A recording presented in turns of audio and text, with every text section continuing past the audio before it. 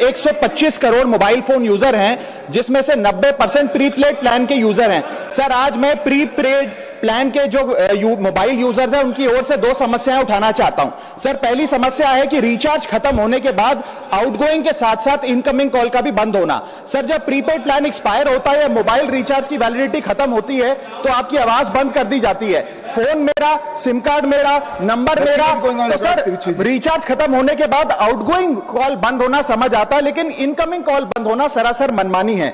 Sir, हमारा mobile number आज हमारी डिजिटल पहचान बन चुका है।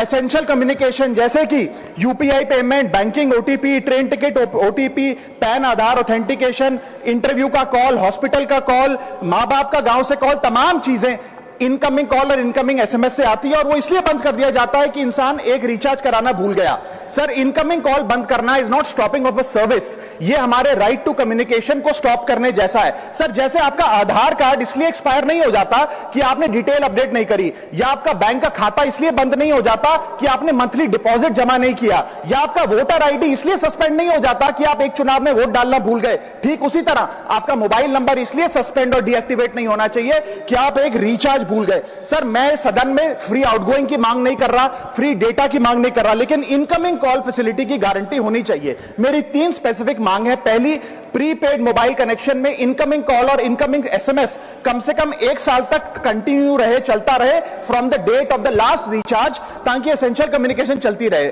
दूसरी, deactivation of the mobile number after 3 years. ऐसा ना हो कि आपका मोबाइल नंबर किसी को आपका मोबाइल नंबर बंद करके किसी और को अलॉट कर दिया जाए। कम से कम 3 साल का ग्रेस पीरियड देना चाहिए from the date of the last recharge. And third demand, mobile operator should introduce a low cost incoming only plan. वो लोग जो सिर्फ इनकमिंग के लिए फोन रखते हैं उनके लिए, जैसे कि 10 रुपए में 180 दिन की इनकमिंग कॉल की फैसिलिटी, इस प्रकार की स्कीम्स मोबाइल ऑपरेटर को लानी चाहिए।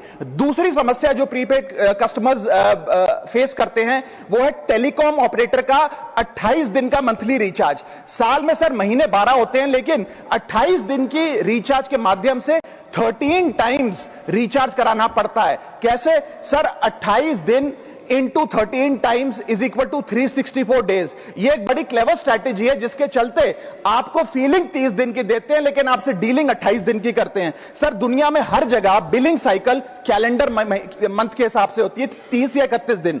आपको मंथली सैलरी, लैंडलॉर्ड का रेंट, बैंक की ईएमआई, बिजली पानी गैस का बिल, तमाम चीजें 30 या 31 दिन के महीने के हिसाब से होती हैं। लेकिन ये मोबाइल ऑपरेटर, टेलीकॉम ऑपरेटर 28 दिन के महीने के हिसाब से आपको रिचार्ज प्लान बेचते हैं, ताकि साल में एक अतिरिक्त रिचार्ज आपको मिल जाए। मैं उम्मीद करता हूं कि इसे भी समाप्त किया जाएगा।